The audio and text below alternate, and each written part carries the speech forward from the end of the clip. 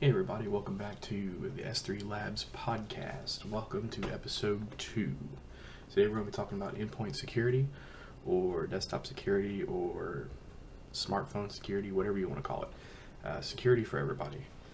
So if you're new to the podcast, check out s3labs.org. We're on Facebook, YouTube, Instagram, Twitter. Check us out on all social. We're going to be spreading stuff like wildfire. I think we're going to be trying out LinkedIn, so check us out there too. Alright, so let's just jump right in. Why is endpoint security important? Increasingly, enterprises and employees and people and customers are incorporating practices to make things more fluid. You're trying to make the world a little bit easier to get around in. And that's increased to BYOD, bring your own devices. People bring in their own laptops, their smartphones, their tablets into enterprises, basically. And you can't control everything. So in that environment, you're going to get people bringing in malware, people bringing in worms. It makes life a lot easier for hackers to just walk in and say drop a Raspberry Pi with intent to spread malware through the network. You also have people connecting to work from home, like I do for my day job. I work from home and VPN in.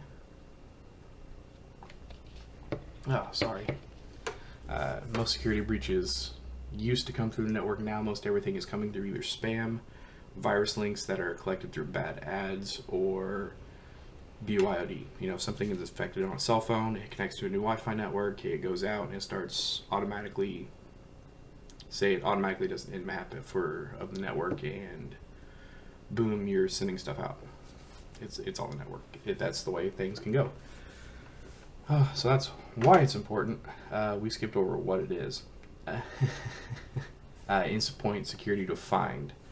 Endpoint security refers to securing endpoints, end-user devices, desktops, laptops, mobile, tablets.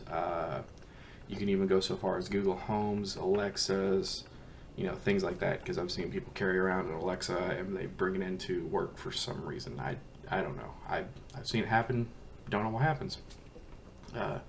So endpoint security is more focused on, say, antivirus, spam protection, or software-based firewalls on the desktop themselves, and who's controlling what. So if you're running an enterprise network, most likely you've got software that you control through a primary hub. Your system administrator is doing it, or you are doing it, one of the two. And they set up rules, they set up the scans, they put it out there. They scan everything, they see everything, and they take care of it for you. So obviously, BYOD, bring your own device, pokes a major hole in that little deal, because you're introducing an unknown. You're introducing devices that can't be controlled into your environment. So that makes things a little more interesting, which is why you have people saying we're not going to do this. BYOD is not going to happen on our networks. We're going to segment. We're going to VLAN off our Wi-Fi and say this is a guest Wi-Fi, this is a BYOD Wi-Fi, this is the internal Wi-Fi for our devices. And each one has different firewall rules, each one has different routing rules. Some just go straight out to the internet, like your guest network should just go straight out to the internet. Your BYOD network should go into a DMZ, where it's automatically scanned, and then where the traffic is scanned and mirrored and all that, based on whatever your requirements are. So if you're, say, military, you're doing some high corporate, say you're working for a high security engineering firms doing government contracts or things like that, and your people are bringing in your own BYOD devices, it just creates a nightmare for administrators to secure.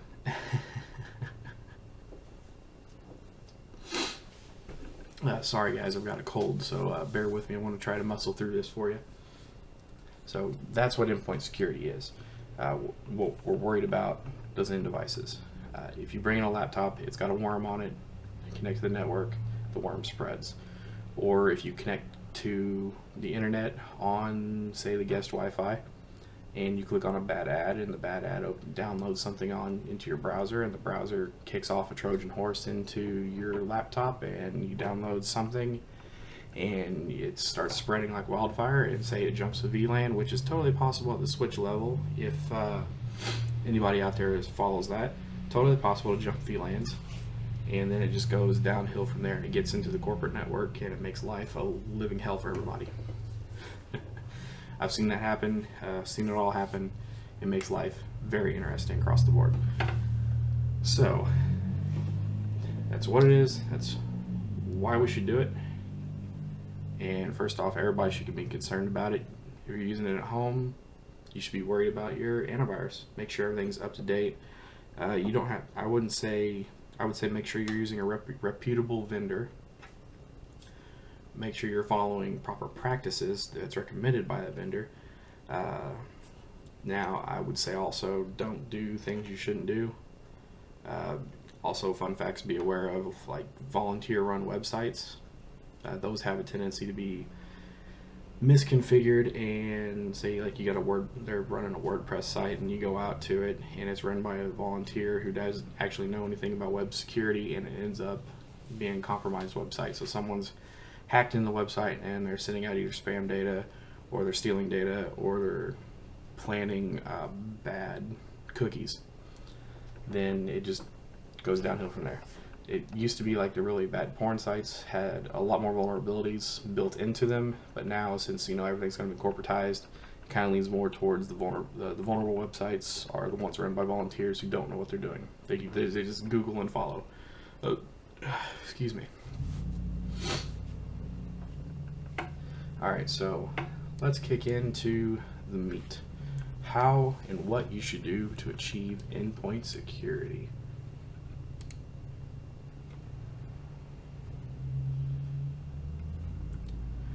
Actually, before we get into that, let's run down some basic statistics. Going back to the why. So, sorry I'm jumping around. I'm a little spazzed today. Your workplace is dynamic. Corporations are increasingly integrating. Data is easier to use. You can bring your own devices, or you have remote access. You have web apps that are published out there in remote gateways and things like that. While there's measures out there for a modern optimized workforce, they obviously present security threats. So including personal smartphones and laptops, coupled with connection to insecure public and Wi-Fi. So like if you're working from Starbucks, you're working from home, it's just a huge security hole, just gigantic. So you got a salesman who's working at Starbucks that day. He's connected to their Wi-Fi. He's not using the VPN. He is using his Office 365 email with a web app, with a remote gateway to access his apps in his office. And it's all over an unsecure public network. You could have man-in-the-middle attacks. You could have viruses being sent around. It just makes for a very interesting day from an IT perspective. And this is what's going on. These are people that are doing. People are doing this. So it's keen to be very aware of what's going on out there. The way you mitigate that is you require everybody that connects remotely to go through a VPN, and you set that up on a company issued laptop. So it's just way easier to go ahead and say, hey, you're a salesman, we're going to issue an iPad, we're going to issue a laptop, and we're going to issue a smartphone, and it's all going to go back through the company network. It's all going to be controlled. You can do whatever you want on it, but no, it's a work laptop. It's going to be monitored just like you're here in the office. And that kind of stems all that threat right there. It just makes life a little easier for everybody. And here's out of organizations that were surveyed, only 48% were dissatisfied or disappointed with their endpoint security measures in place. So basically half the people out there don't like their antivirus solution. They don't like how everything's set up. They don't like how it's administered. Mainly because you have two types of tech companies out there, those that suck and those that suck less. So that's just an interesting statistic I found, and I put in my notes here. See, this goes a lot better when I stick to my notes and I just kind of riff on them. Inspections also revealed that 55% of organizations are vulnerable to data breach, and data breach, loss of sensitive information. I think I did another one for the next video or two podcasts from now. 40% of businesses won't recover from data loss. Like within 6 months of losing data, like say a hard drive or NAS dies or something's not backed up or their file server dies, it wipes out important critical information. It's not backed up somewhere else, which by the way, 68% of businesses do not do that. They're gone like within 6 months. 40% of businesses that suffer data loss are gone within 6 months. I don't have that source in front of me because that's in a script for another video that I have. That's my notes for another podcast, another video, another whatever this is. Ineffective protection costs about $6 million a year in average breach detection, response, and wasted time. So on average, if you have $6 million to burn, here's a great way to lose $6 million. Get hacked. Have somebody download a bad ad virus. It runs rampant in the network. It infects the file server. It infects AD, email, whatever, and it just locks everything up. And that's it. So wasted your downtime, the money it costs to bring everything back up, whether you're using contractors, vendors, or your own internal team to bring everything back online. It just kind of burns time. Just kind of takes forever to do. I mean, it can take up to a week. Could you imagine losing $6 million in an attack? That's just a nightmare. Other studies revealed this, over the course of 2017, cyber attacks grew 328% over 2016. That means the average computer faced 3 attacks a month. The average computer suffers 3 attacks per month. In 2017, I'm recording this in 2019. I think it's going to go live in 2020. So it's safe to say that the average computer is suffering a lot more than 3 attacks. I would say probably 5 to 6 attacks per day. If your laptop is on, if your desktop is on, if your cell phone is on, most likely you're attempted to be compromised. Probably 6 attacks a day at this point. It just makes that just insane. So we need to be doing something, obviously. Here is this Endpoint Secure. Or here's a couple of things to take away from the 2019's from Absolute's 2019 Endpoint Security report. Increasing security spending on protecting endpoints doesn't increase an organization's safety in certain cases. It actually reduces it. Organizations are spending more on cyber security than ever before, but yet they aren't achieving the greater levels. That's because it's partly Endpoint security is partly a data solution, it's partly a people solution, and it's partly a networking solution. So you have to have like those 3 things. At least that's how I see it when I'm doing a rollout. Is like you got to train the users, you got to have the policies to back up. You gotta have management back up the policies that you write. So say if someone does something, this happens every time. It doesn't matter who it is. You gotta have management support. Otherwise, it kind of defeats the purpose on this entire process. And you gotta treat the people. You gotta properly configure and properly deploy the AI and stick with it. And you gotta have management's backup. That's the same with any solution. That's how it's gotta go. So if something happens, there's got to be a cause and effect relationship. With the latest forecast in risk management spending, this is Gartner's number, by the way, is $174.5 billion in 2022. That's attaining, an average growth rate of 9.2%. We're going to be spending $174.5 billion globally. Is that globally? I don't know. I don't know if that's globally. It's either in the U.S. or globally. I could buy the U.S. I would say globally it would be in the trillions. Let's find that report to double check. Oh, they want us to pay for it, so we're not going to do that. But anyway, overall 70% of breaches are originating at endpoints. So despite a company spending millions of dollars on endpoint security, despite say if you got $1 million contract with Trend Micro for them to run your or you're using their products to secure your network, it still doesn't help. So antivirus is only half the key. You got to train the users. You got to train the users. You got to have proper policies behind it, and you got to have management support it. So that's what's got to happen. And eventually, like, most everything comes through spam. We know that. We know that's common. It's just a building thing. It's going to get bigger. So we're going to have more breaches. And the numbers just finishing out this little section. I'm sorry, guys. I don't know why I'm so... My mouth is really kind of screwed up today. IBM Security's most recent cost of data breach report from 2019 found that the average cost of a data breach in the U.S. grew from $3.54 million in 2006 to $8.19 million in 2019, increasing 130% in 14 years. That's the average cost of a data breach in the United States.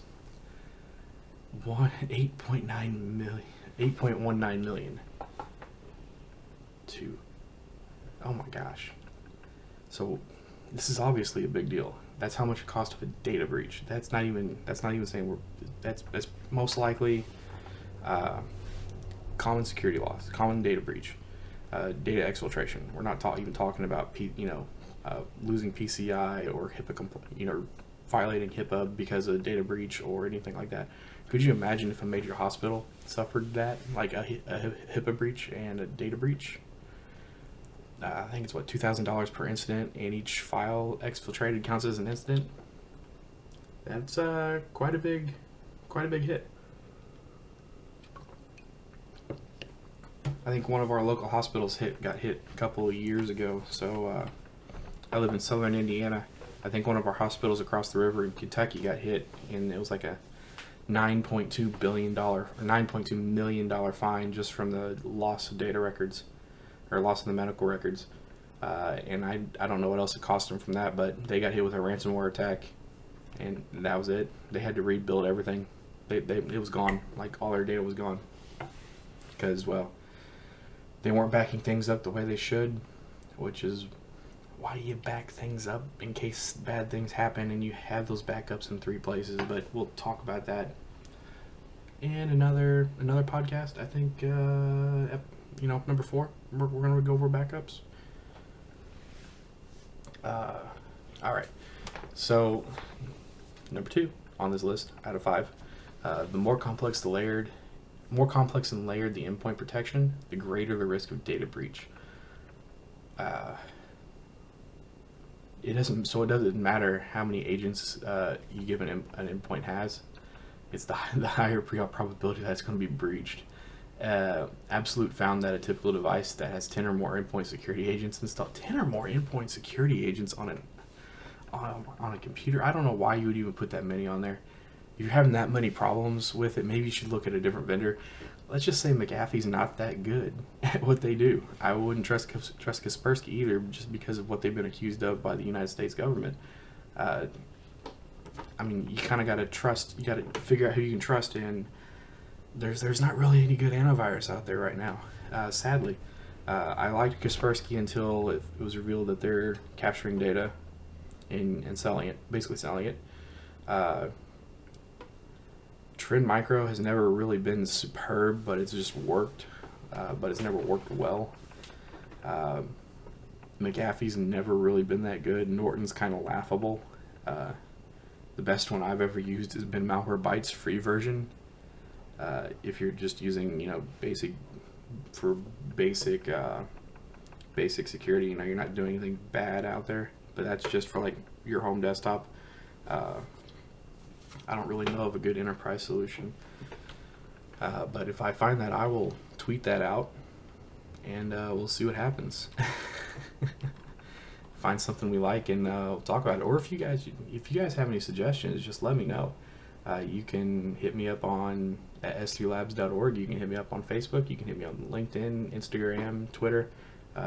Let me know if you guys have anything you guys actually like. All right. Absolute found typical has 10 or more endpoint security agents installed on each conflicting with the other.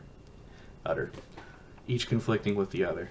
MITRE Cybersecurity Research Cybersecurity research practice found that there are an average of 10 security agents on each device with over 5,000 common vulnerabilities exposed, found on the top 20 client applications in 2018. So if you can run Nmap against a computer and check it against the CVEs and see what's open, and they found 5,000 and over 5,000 common CVEs found on top 20 client applications. So in enterprise, are using a diverse array of endpoint agents, including encryption, AV, AM, endpoint detection, and response, and a wide array of security endpoint solutions to make nearly impossible to standardize a specific test to ensure security and safety without sacrificing speed. So basically, nobody's got a clue what the hell they're doing, and they're just throwing things at the wall to see what sticks. Like, okay, so that's the problem right there. Nobody knows what they're doing. Nobody's really following the industry standard, and nobody has, there's no good software. There isn't any good guidelines. There isn't any industry standard, and people are having problems. It's causing this issue. So what we need to do as an industry is sit down and figure out what the hell actually needs to happen. That's it. We need to figure out how to actually secure the endpoints. 1, we need to figure out the policies that go behind it. 2, we need to figure out the security protocols that we need to write and put in place with management support. 3, so we sit down, we work that all out, and then go from there. I'm actually gonna write that down. I'm gonna do some research on that. We're gonna talk about the 3 things required for endpoint security.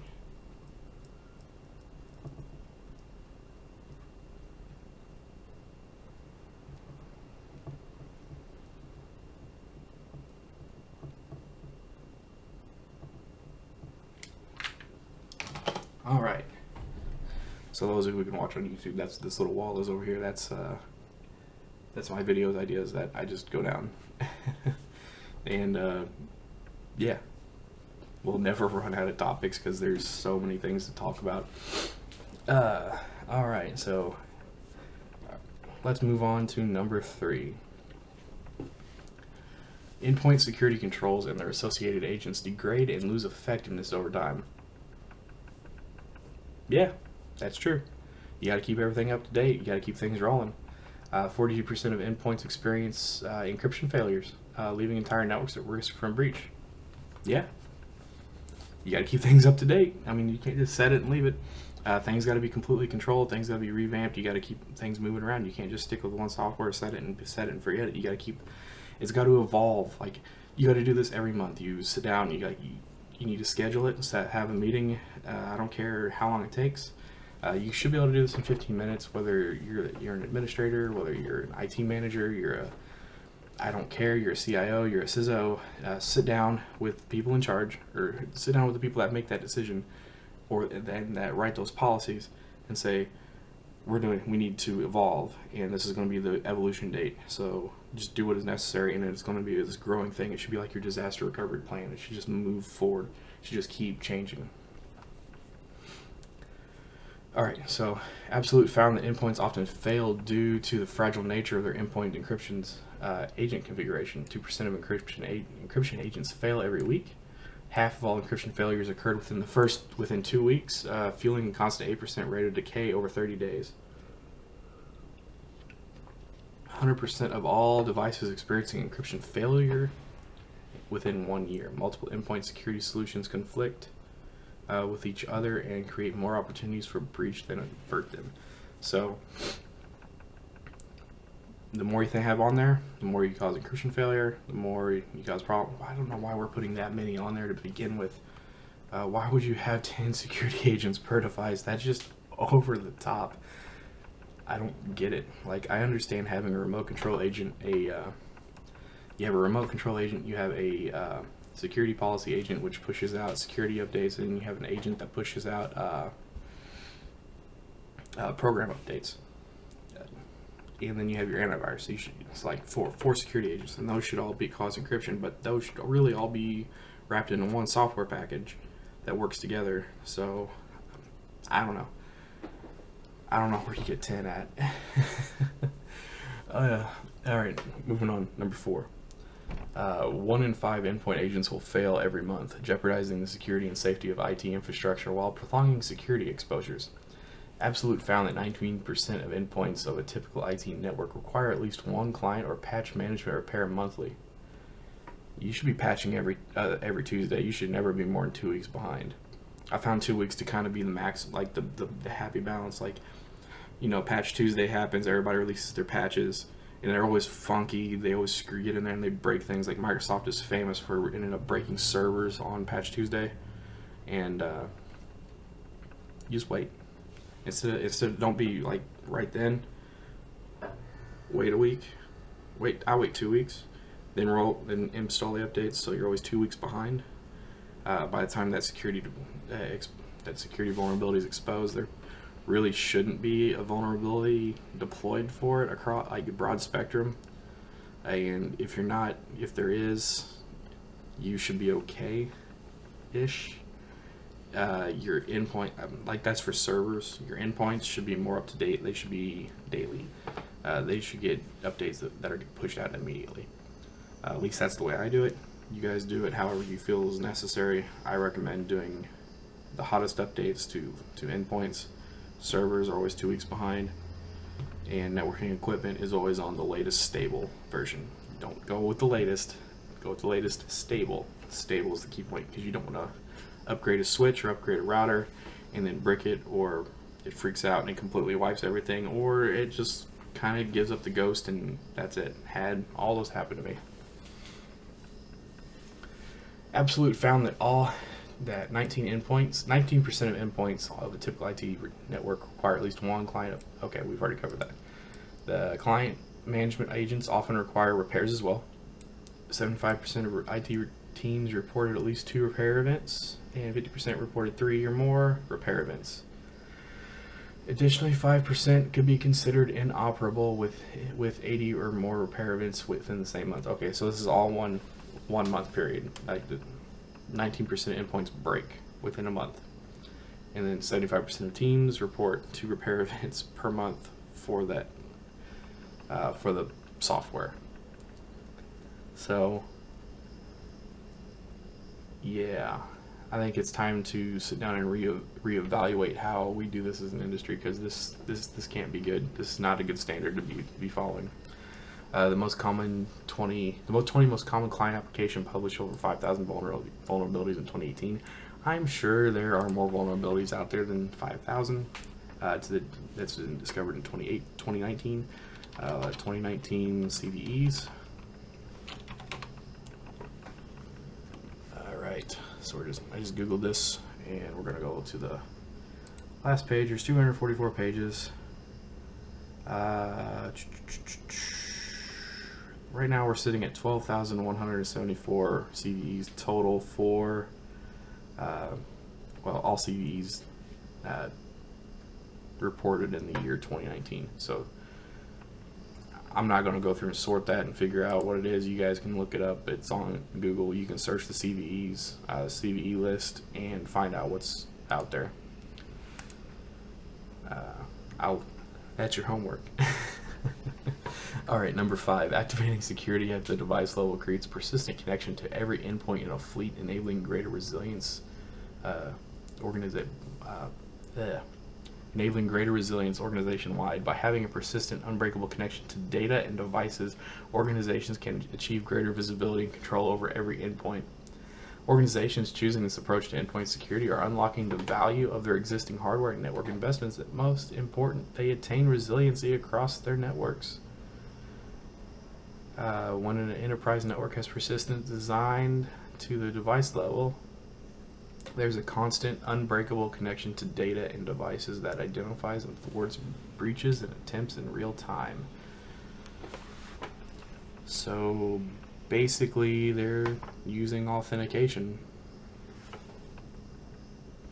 If something, SMB authentication, but also that can be breached, so it can kind of go both ways, because that's how ransomware spreads. Say you got Endpoint Secure, shared folders on a file or on a file server, and a computer comes down with ransomware someone downloads ransomware and encrypts everything, it'll go out to those drives instead of just sticking to that desktop. So it's kind of a good thing, kind of a bad thing. It kind of goes either way. Let's define resiliency.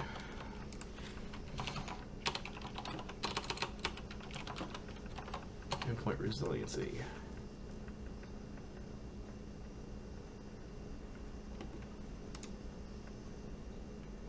Endpoint resiliency is an end user's ability to bounce back, carry on, never to stop, and adapt quickly to respond to quick changes and daily disruptions.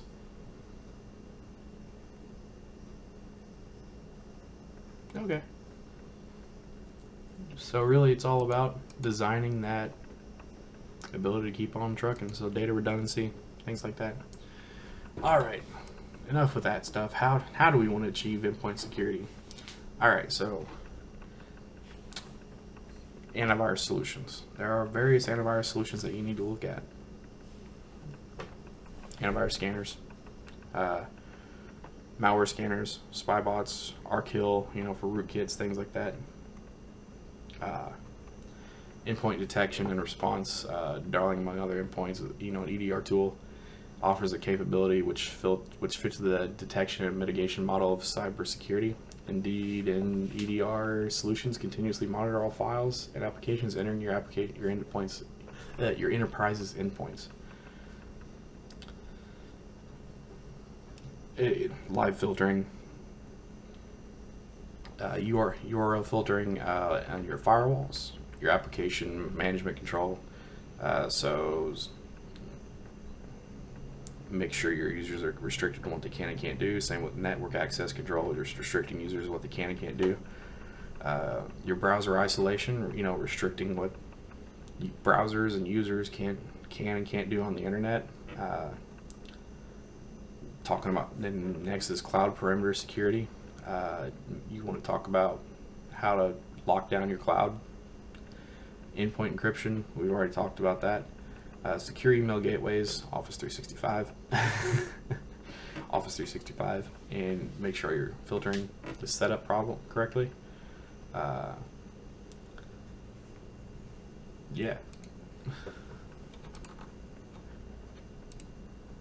I mean, that's basically it. Common sense and just design security into it.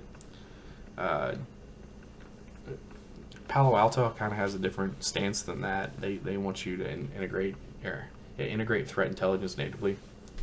Of course, everyone wants to protect its known and unknown threats. Most traditional security products are designed to detect known threats before they enter an organization. This is basically saying you want to protect it in 0 days, which you kind of can't, but you kind of can at the same time. It kind of goes with user training, and it kind of goes with having a proper antivirus solution in place. They also say be automated. I disagree with that a little bit. You kind of want to be automated. You want to have your jobs automated. So you want to have automated scanning. You want to have automated updates. You don't want to be doing that with a person. You want that to be scheduled and it has to be consistent. I try to do mine out of hours. That way it doesn't take any, it doesn't hurt the user performance. But that's basically how to achieve endpoint security. I know this one's kind of been wishy-washy. I'm kind of doped up on cold medicine, so I apologize for that. I just wanted to get this done and get it out to you. So yeah, I am pretty sure this one's going to get downvoted a lot because they kind of sucked. But if you liked it, give me a thumbs up, like, subscribe, check us out at s3labs.org, Facebook, YouTube, S3Labs, YouTube S3Labs, Twitter at S3Labs, Instagram at S3Labs. Hit us up. Let us know what you think. If you got anything you want us to talk about or any questions, my phone number is on there. You can text me. You can email us. You can DM us. You can do anything you want. If you got something you want us to talk about or something to research for you, just hit us up at any of those locations. If not, we'll see you in episode 3 where we sit down and talk about ransomware. You guys keep it safe out there.